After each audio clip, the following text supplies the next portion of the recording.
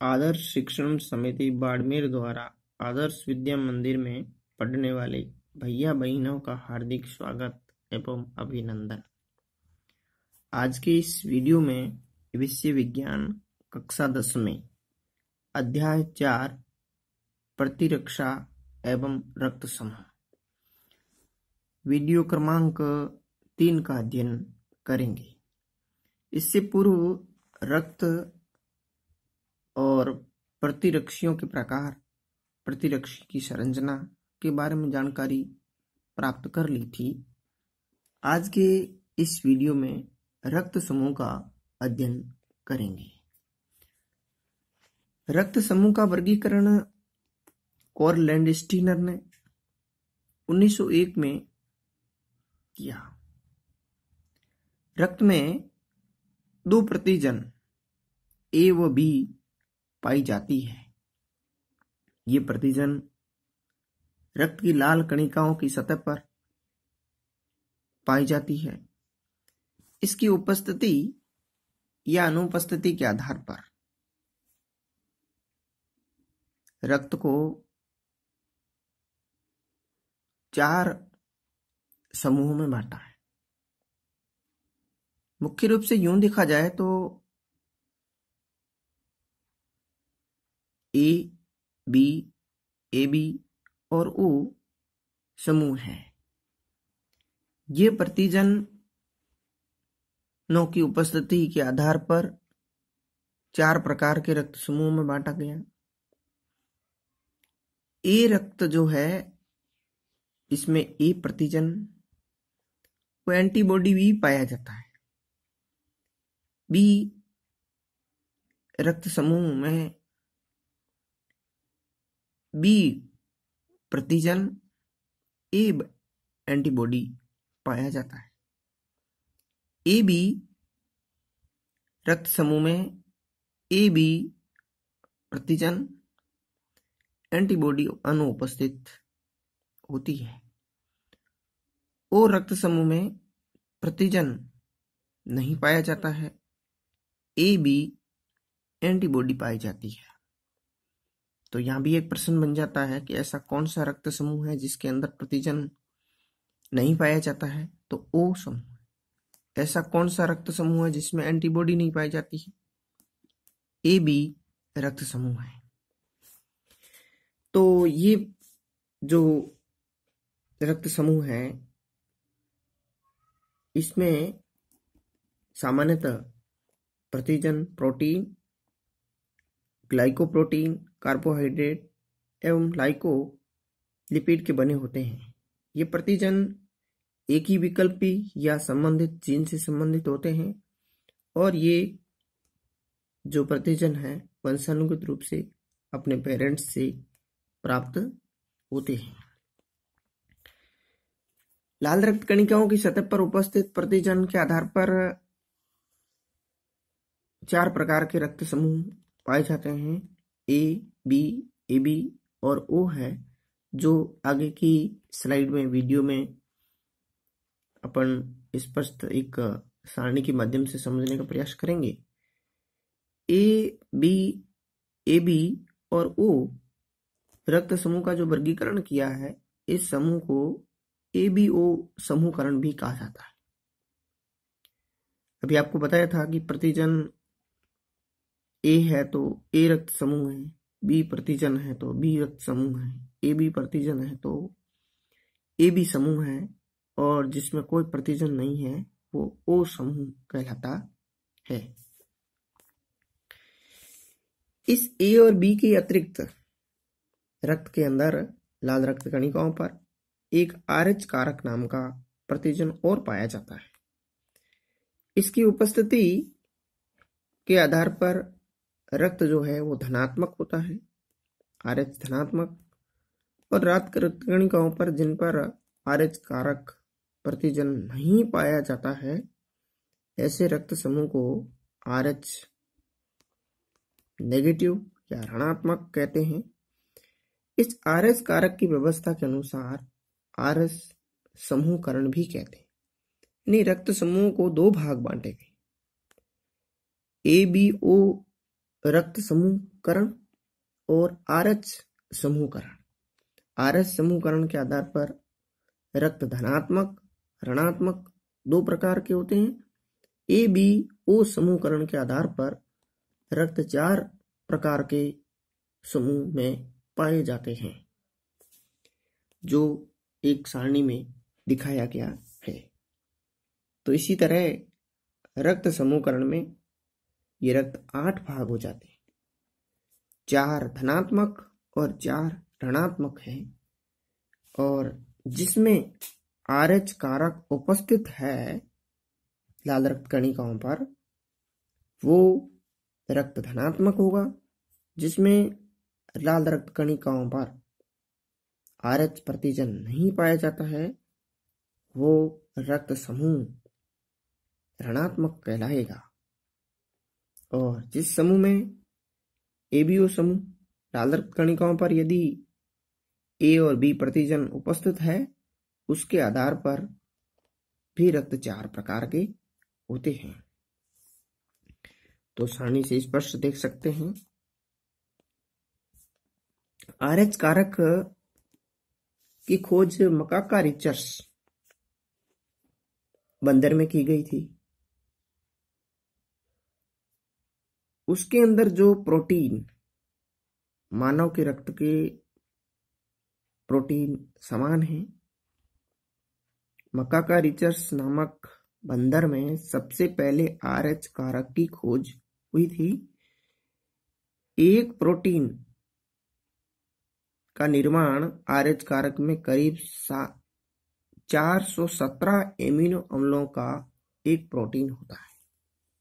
RH कारक में करीबन लगभग यानी 417 एमिनो अम्लों का एक प्रोटीन होता है। विश्व में करीबन 85% आबादी या 85% जनसंख्या व्यक्तियों का रक्त धनात्मक होता है। 15% आबादी वाले लोगों का ऋणात्मक होता है।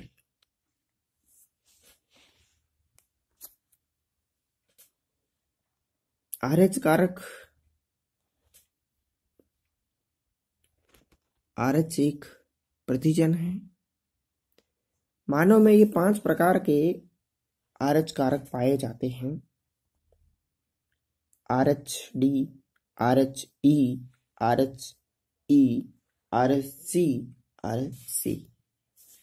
यानी ये जो मैं रेखांकित कर रहा हूं, ये आरएच डी, आरएच ई, आरएच ई, आरएच सी, आरएच सी नामक के ये प्रतिजन जो आरएच प्रतिजन हैं, ये मानव प्रजाति में पाए जाते हैं। आरएच डी सबसे महत्वपूर्ण प्रतिजनों में आता है। ये प्रतिजनी सर्वाधिक प्रतिजनी के रूप में ये महत्वपूर्ण है सबसे।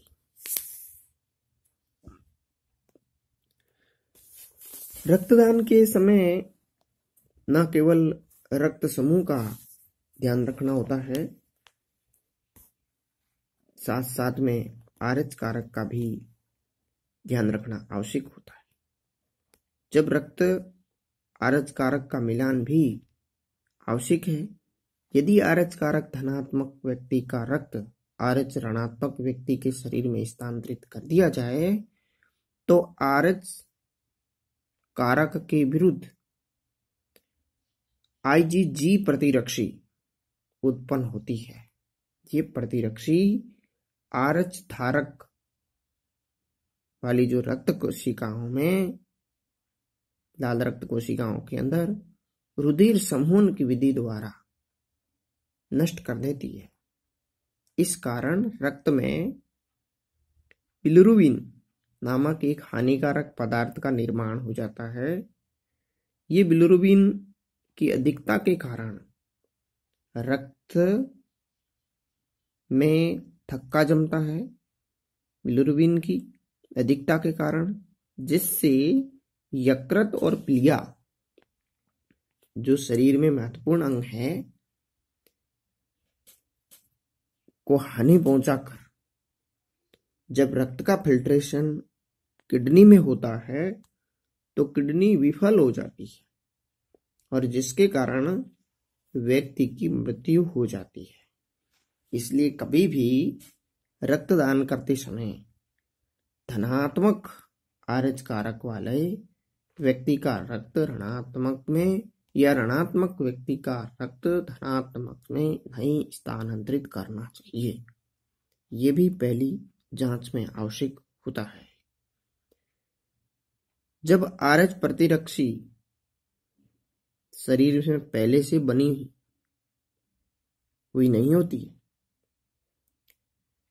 इनका निर्माण आरएच कारक ऋणात्मक रुधिर के प्रथम बार आरएच धनात्मक व्यक्ति के संपर्क में आने पर होता है,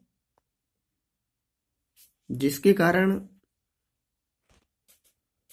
गर्भावस्था के दौरान यदि मां का आरएच कारक ऋणात्मक हो तो शिशु का आरएच कारक धनात्मक हो, तब प्रसव के दौरान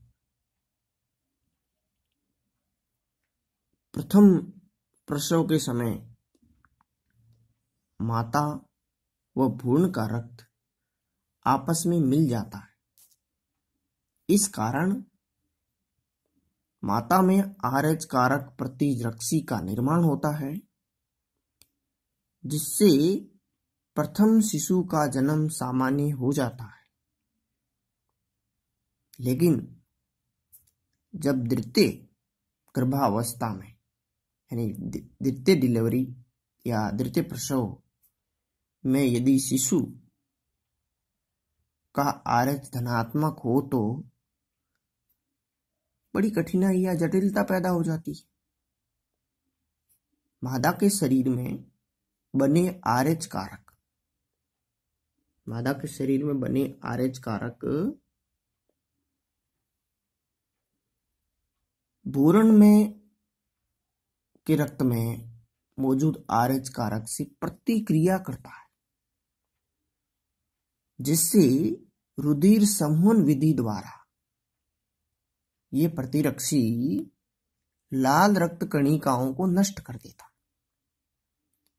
जिसको रुधिर लयनता कहते हैं या रुधिर लयनता उत्पन्न हो जाती है, जिससे माता के गर्भ में ही शिशु की मृत्यु हो जाती है। यदि वो जीवित रहता भी है तो अत्यंत कमजोर होता है, जिससे हेपेटाइटिस से ग्रसित होता है। इस रोग को गर्भ रक्ताणु कोरकता कहते हैं, जिससे अभी इसके उपचार हेतु जब प्रथम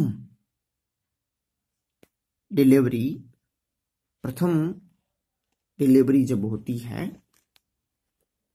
उसके 24 घंटे के भीतर उस मां को आईजीजी प्रतिरक्षी यानी एंटी आरएचडी का एक टीका लगाया जाता है,